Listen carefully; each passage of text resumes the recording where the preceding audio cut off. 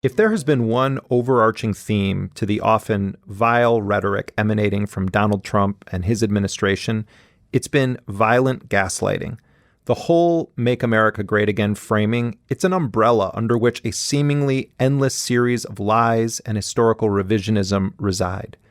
We see this on issues of race, economics, gender, climate, women's health, war, even history itself. This whitewashing of U.S. history, the reverence for slave owners who served as presidents of this country, it's not an invention of Donald Trump. Almost all politicians in this country throughout history have engaged in this revisionism masquerading as patriotism. But under this administration, under Donald Trump, it is out there in the extreme open. It is a source of pride. Last week, the author and intellectual Ta-Nehisi Coates testified in front of the U.S. Congress on the issue of reparations for Black Americans. And I hope everyone listening to this show has taken the time to watch that testimony. For a century after the Civil War, Black people were subjected to a relentless campaign of terror, a campaign that extended well into the lifetime of Majority Leader McConnell. It is tempting to divorce this modern campaign of terror, of plunder, from enslavement. But the logic of enslavement, of white supremacy, respects no such borders. And the god of bondage was lustful and begat many heirs, coup d'etats and convict leasing, vagrancy laws and debt peonage, redlining and racist GI bills, poll taxes and state-sponsored terrorism. We grant that Mr. McConnell was not alive for Appomattox, but he was alive for the electrocution of George Stinney. He was alive for the blinding of Isaac Woodward. He was alive to witness kleptocracy in his native Alabama and a regime premised on electoral theft. Majority Leader McConnell cited civil rights legislation yesterday, as well he should, because he was alive to witness the harassment, jailing, and betrayal of those responsible for that legislation by a government sworn to protect them. He was alive for the redlining of Chicago and the looting of Black homeowners of some $4 billion. Victims of that plunder are very much alive today. I am sure they'd love a word with the Majority Leader. That was Ta-Nehisi Coates testifying before the U.S. Congress. And that hearing happened at a moment where there is still a debate in this country over the true story of the Civil War and the nature of the Confederacy.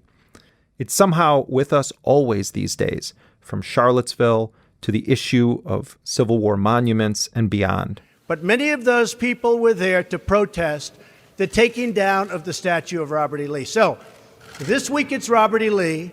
I noticed that Stonewall Jackson's coming down. I wonder, is it George Washington next week? And is it Thomas Jefferson the week after? You know, you really do have to ask yourself, where does it stop? One of the best sources for dissecting all of this that I've found is a great podcast called Uncivil. The show's producers describe their program as telling stories that were left out of the official history of the Civil War, ransacking America's past and taking on the history you grew up with. They say, quote, "We bring you untold stories about resistance, covert operations, corruption, mutiny, counterfeiting, antebellum drones, and so much more. And we connect these forgotten struggles to the political battlefield we're living on right now. The story of the Civil War, the story of slavery, Confederate monuments, racism, is the story of America." This is an easy one for all leaders to get up and say, this is not us. This is not us. I hear that all the time now. But the fact is, this is us. America's always been divided. From Gimlet Media, this is Uncivil. I'm joined now by the co-host and co-executive producer of Uncivil, Chenjerai Kumanyika. He is a researcher, a journalist, a hip-hop artist. He is also an assistant professor at Rutgers University in the Department of Journalism and Media Studies. Chenjerai, welcome to Intercepted. Hey, man, thanks for having me on, man. We saw Ta-Nehisi Coates and others testify in front of Congress last week on the issue of reparations. I just want to get your big picture view of this issue and what you think should happen. I appreciated the way that Coates framed things in terms of, you know, America, when it thinks about its history, has to account for these other things that don't fit with the sort of patriotic narrative, right? I think that it's good that we're talking about reparations. I think that's a conversation that we should be moving into. But I do think we have to move into it with caution. I think there's a lot of perils that we face. You know, one of the things that is a part of the HR 40 proposition is putting together a body that would really do a full accounting about how we would even think about reparations. We create a commission to study the history of slavery in America, the role of the federal and state governments in supporting slavery and racial discrimination, other forms of discrimination against the descendants of slaves, and the lingering consequences of slavery and Jim Crow on African Americans. And this was, as we know, part of Coates' argument in his article was that accounting, it could be that winds up being the most realizable part of the whole call for reparations. Because there's a lot of complicated things in terms of figuring out and sorting out the different kinds of claims that different groups might even have, how you even figure out who gets these things, etc.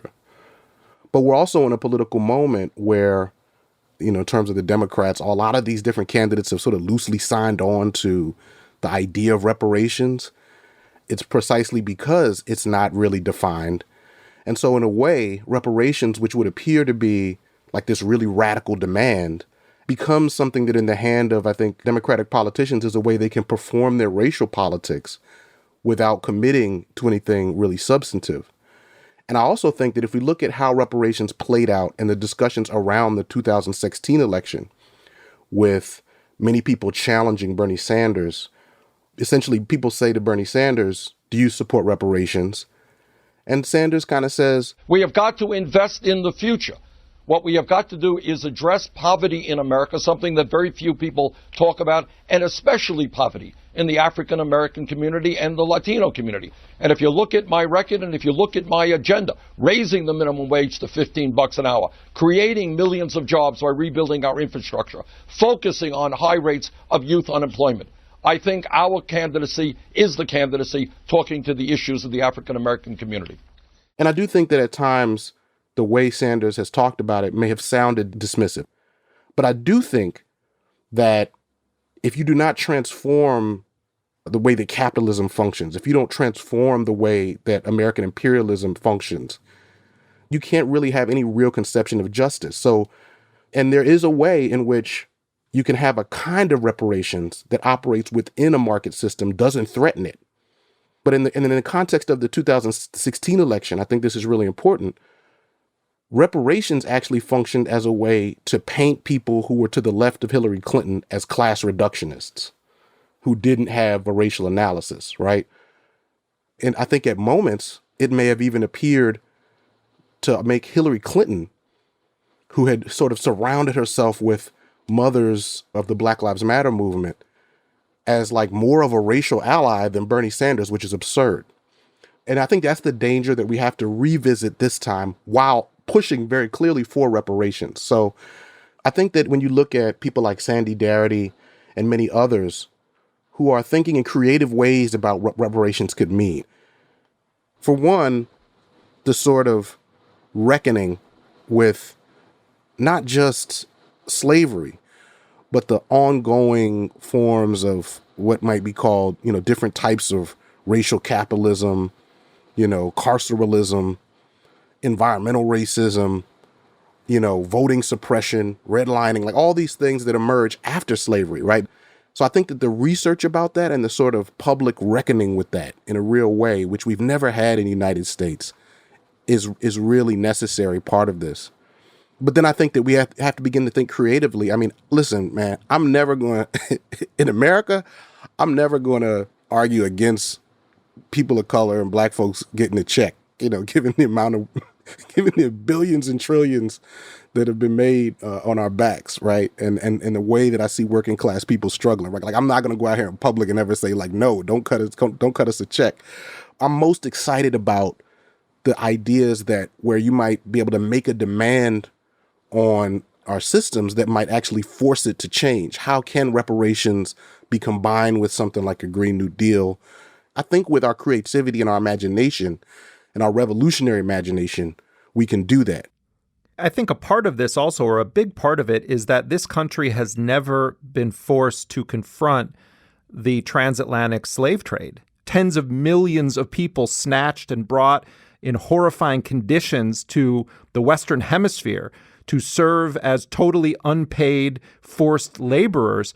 The country has never reckoned with the fact that it ran a systemic multi-million person kidnapping operation that ended in people being enslaved, building up the white man's profit centers in the United States.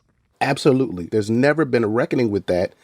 And when it's been mentioned, it's almost mentioned as kind of a side note with Edward Baptiste. I mean, there's so many other, really even before Edward Baptiste, so many other scholars in the Black radical tradition, Eric Williams and others, have said no. Slavery was at the center of capitalism, right? With Craig Wilder's book, Ebony and Ivy, slavery was at the center of actually building up the university system in the North. Slavery was not like this Southern problem that was like just a few sort of Southern racist people, really had some issues with bigotry. So they decided to make Black people slaves. Like none of that.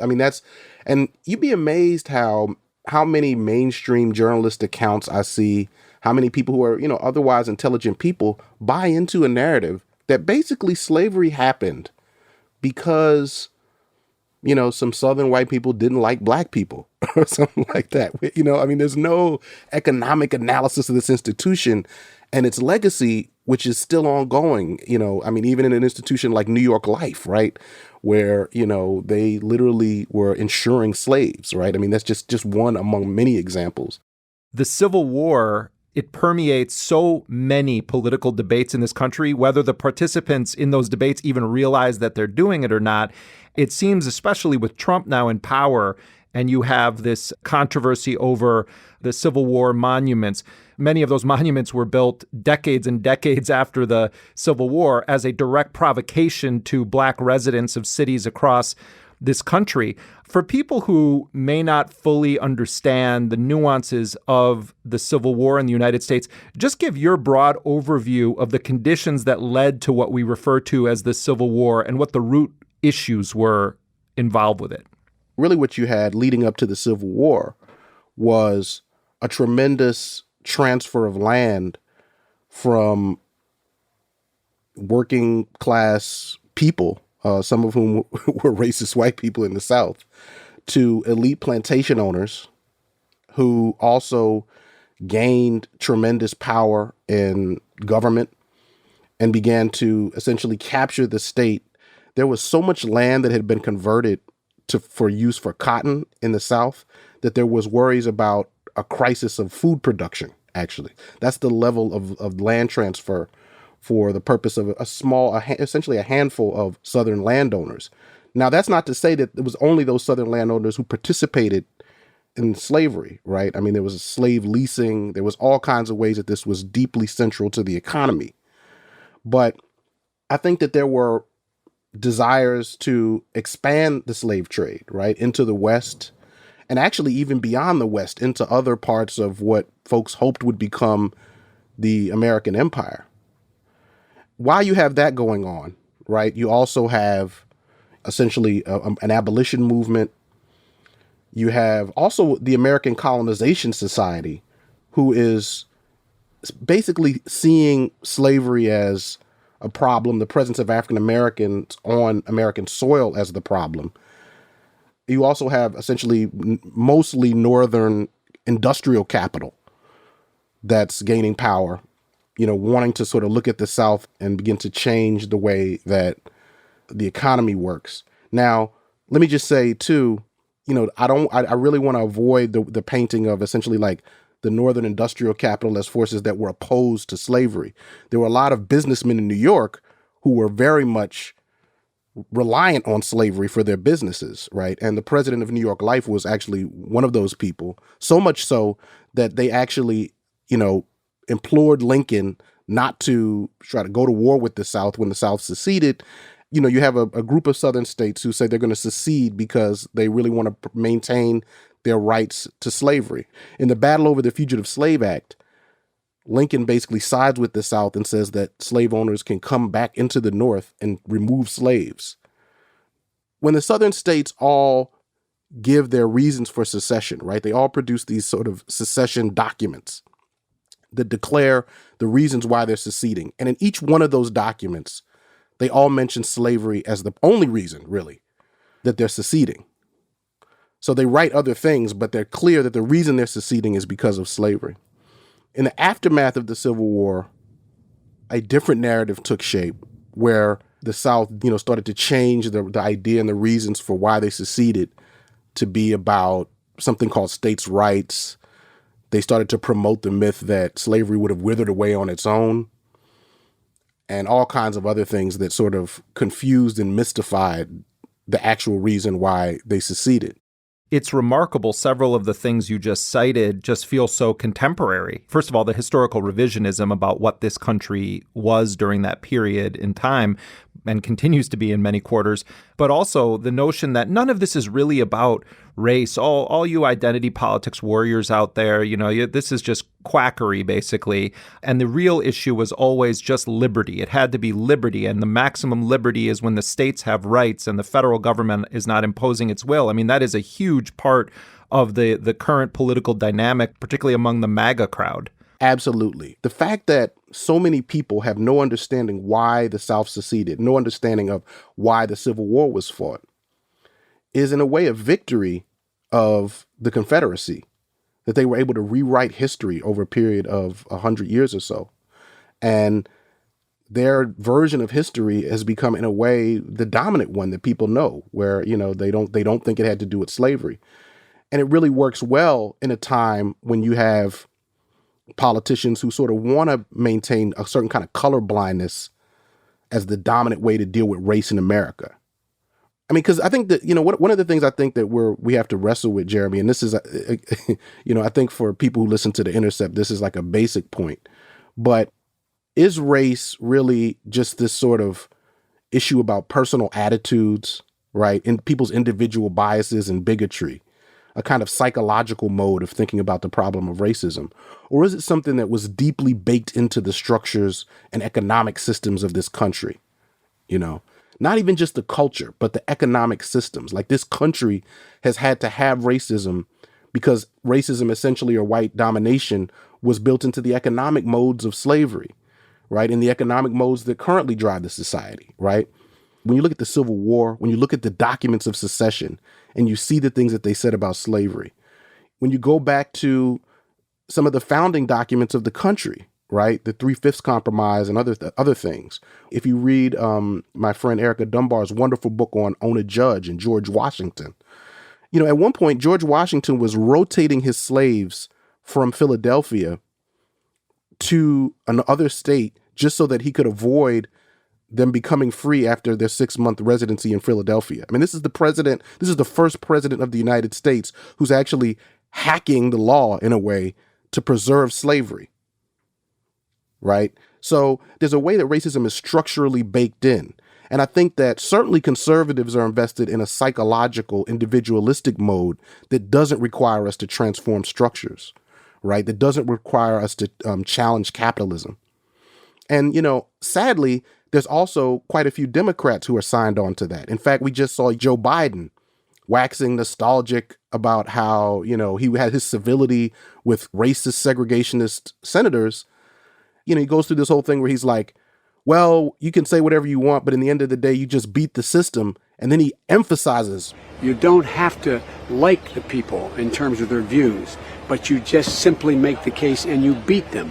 You beat them without changing the system. Biden really seems to be campaigning as a Dixiecrat in a lot of ways, a neo-Dixiecrat. And, the other thing that now people are starting to learn some of this history because we're in campaign mode, but in 1988, Joe Biden called Jesse Jackson boy. When Cory Booker, the New Jersey senator who's running against Biden for the Democratic nomination, released a statement criticizing Biden for praising these segregationist senators, Biden's response to Cory Booker saying he should apologize for framing a compromise essentially on the backs of black people in this country, his response was Cory should apologize. Cory should apologize. He knows better. There's not a racist bone in my body. I've been involved in civil rights my whole career. And then you take Joe Biden's legislative record, whether it's the crime bill and all of the other things he's said that were at a minimum racially insensitive. And it's hard to understand how anyone who's about justice can look at Joe Biden and say, yep, that's my guy. It really is. And this is why I think we have to really think carefully about race in this time, because Joe Biden is able to render himself adjacent to Obama, right? And so what you see is that, first of all, the inability to have a critique of Obama is a problem, to really understand his policies in a substantive way, his foreign policy, the overall impact of, his failure to hold Wall Street executives accountable, all kinds of things, ways that we could ask robust critical questions about Obama's policy. The failure to do that allows Joe Biden to symbolically position himself in his sort of adjacency and work with Obama as some kind of racial solidarity with black people, right? And then we also don't look at Biden's record in the ways that you just indicated. People who do are very vulnerable to being seen as people who are, ironically, somehow not committed to an anti-racist politics. You were talking about George Washington and his involvement with slavery and being the first president.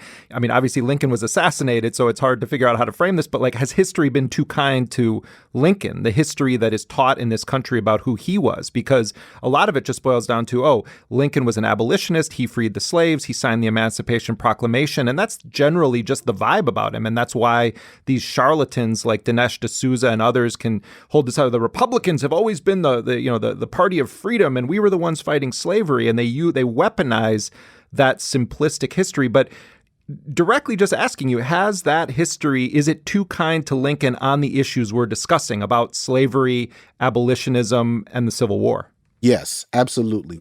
We're offered a mythical understanding of history in which Lincoln is just a sort of racial white savior. We don't really hear about the movements, the slave rebellions, the hundreds of slave rebellions building up to the Emancipation Proclamation. I think that's embodied in the Freedmen's Memorial statue in Washington, D.C., where you have Lincoln standing there and this black person at his feet in chains. And I think that stands in as a visual for how Lincoln is memorialized in the national memory. One of the biggest problems we have in this country in terms of understanding really how anything works is that we're deeply not historical. And this is one of the great things I love about Intercepted is a really historical show that says essentially you can't understand this issue. You can't understand these foreign policy issues. You can't understand issues with data or with economics without understanding these relevant facts about history. And once we understand the history, we can form maybe, our analysis don't all have to line up, but you have to contend with these facts. And that's something that I think is deeply missing in this country. And so when you have a more rich history, you see Lincoln growing, right? Like Lincoln starting out, not at all interested in emancipation. Lincoln is somebody who is essentially interested in preserving the Union and was fully okay with first preserving the Union and maintaining slavery. And then Lincoln is a colonizationist. So he believes black people can't exist on the American soil along with whites after emancipation. And he tells this to Frederick Douglass. He goes, y'all going to have to get out of here, right? And then Frederick Douglass, challenges that, needless to say. But those kinds of things. And I think even bigger than that, the idea that one man, by passing this law can somehow transform this oppressive structure, right? Which has all kinds of layers of oppression built into it, is also part of a deeply ahistorical way of thinking about history. You've talked a lot about the dilemma, as you put it, that many black intellectuals in this country face. And you've said this need to navigate the dominant understandings of race in this country, which suffers from a deeply impoverished understanding of history, labor, and capitalism and imperialism. Explain what you mean. I'm somebody who's really just always still trying to learn about this stuff. That's kind of intimidating, I think, when you're someone who has a public life, because I think there's a pressure for all of us to sort of appear as fully formed, political and historical people. Do you ever feel that pressure? Oh, all the time, of course. And I wonder if, in particular in the social media area where everything is kind of reduced to somebody trying to come up with a slick tweet, me included, right? I spend a lot of time trying to think of slick tweets. But where the idea of being a student and study that has been central to so much political work, right? That was crucial to like labor organizing in the South and in the civil rights movement. I mean, we talk about the Black Panthers. I mean, the Black Panthers were students, they had study groups. The idea that we're always learning and we don't understand everything, the room that then creates for us to develop a stronger analysis and politics in public life. I worry that that's gone, we're losing that. As I kind of first started writing, I was writing about race, and I was taking on a lot of the basic myths about race, which I would basically characterize as most people think race is about individual attitudes and bigots and Klan members with hoods on, right? Like white people won't acknowledge that there's racism going on unless somebody's literally wearing a hood, right? And then I was challenging that and saying there's other more, there's structural aspects of race, and that actually the structural aspects are more important, right, for us to take on, even though I'm not saying the explicit bigotry is good, especially in a time when you have the growth of hate crimes, right? We have to take it very seriously, but that ultimately we have to transform some structures here. We have to look at voting rights. We have to look at economics. We have to look at automation. We have to look at all those things. Chenjerai Kumanyika, I want to thank you so much for being with us and for all the work you do. Thanks so much. Thanks, man. Chenjerai Kumanyika is the co-host and co-executive producer of the really great podcast Uncivil. He's also a researcher, a journalist, and a hip-hop artist. He's assistant professor at Rutgers University in the Department of Journalism and Media Studies.